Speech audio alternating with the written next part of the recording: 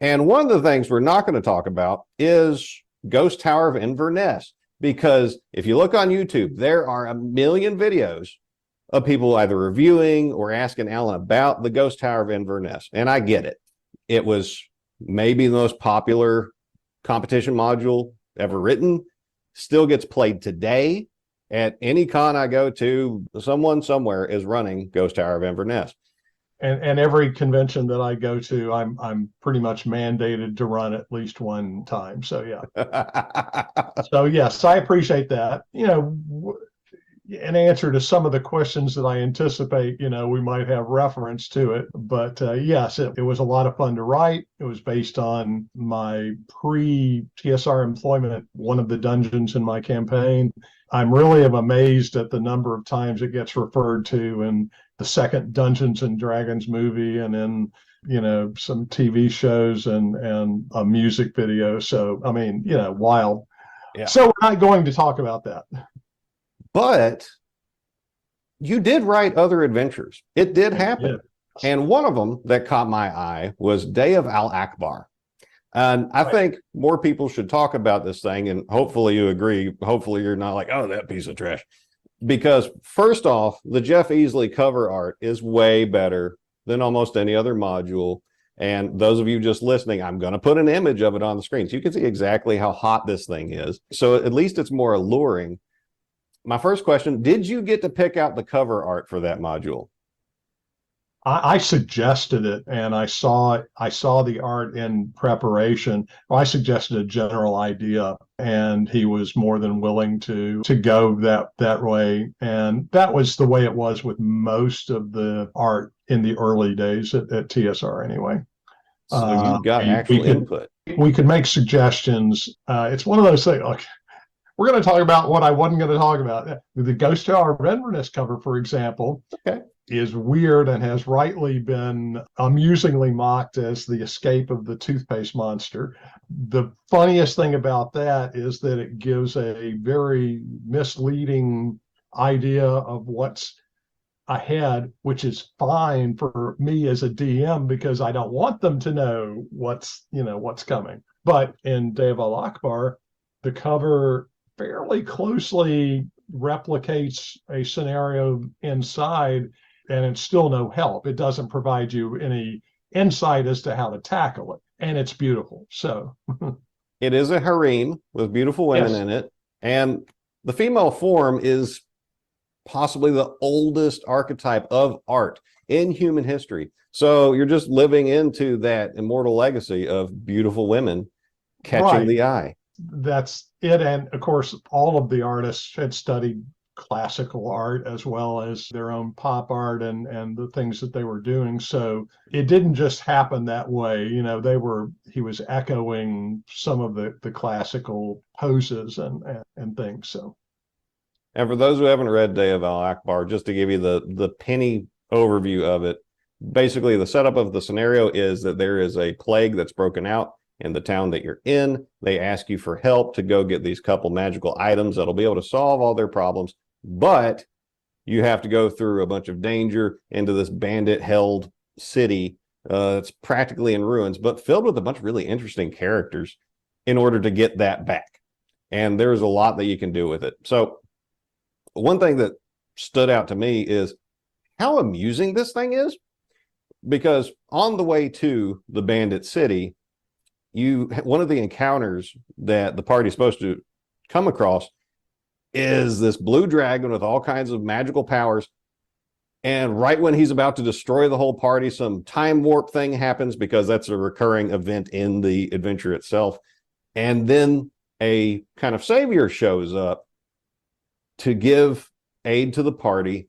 But the way you wrote his dialogue and your instructions for how to role play this guy is hysterical. It's like the most unsocial computer programmer, physicist trying to talk to the players who are, I guarantee you, are not going to have any idea what this guy's talking about. But when I was reading it, I was like, this is great.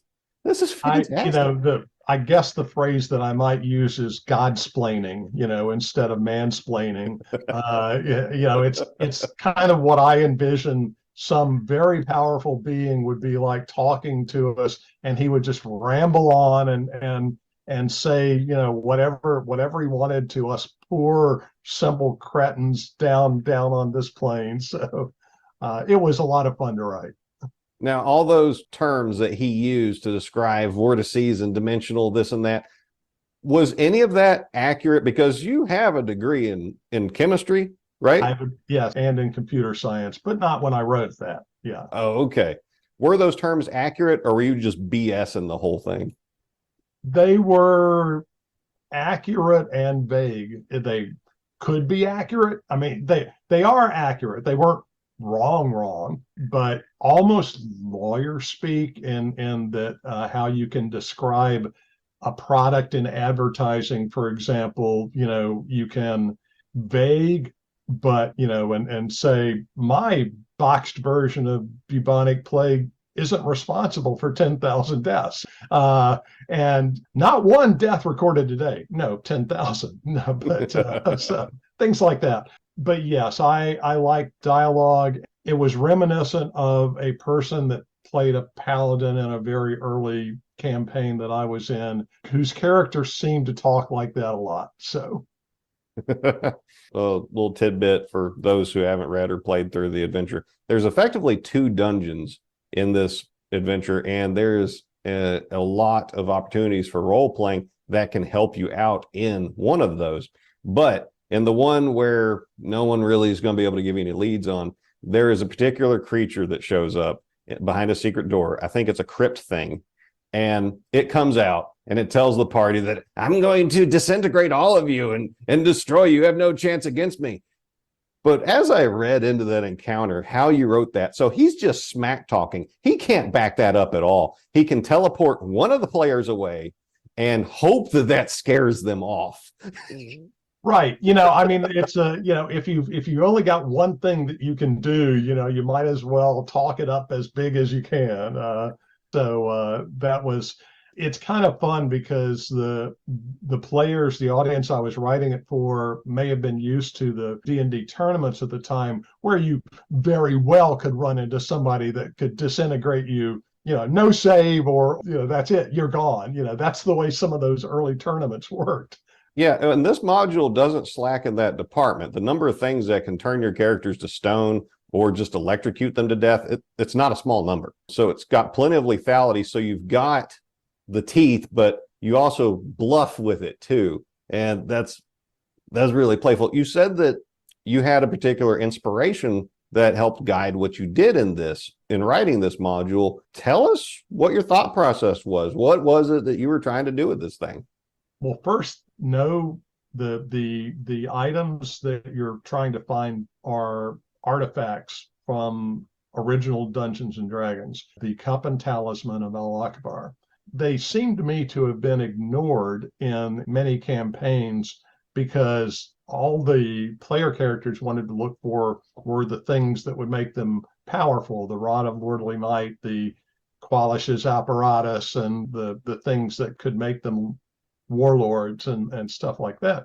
But it seemed to me that the great artifacts of healing would actually be more useful to a nation and to a region. And so I wanted to come up with an idea of making the characters have to recover those artifacts instead of some weapon of mass destruction that frequently is the object of the quest in dungeons. So yeah, the Hackmaster +5 or the Sphere of Annihilation, stuff like that.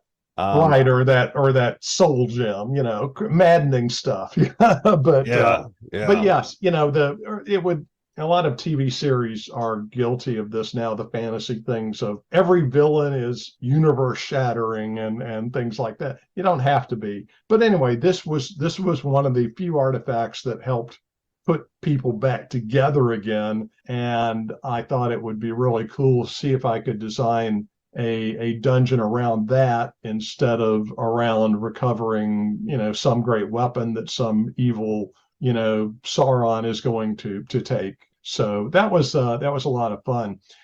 Now, Gary had named those artifacts back in the pamphlet original D&D days, right? And it was one of those and couldn't change the name of them, but by the very name, it's not a module that could get published today, or very unlikely to be. It would have to undergo serious editing for political sensitivity, and so it would be the cup and talisman of great healing or something. So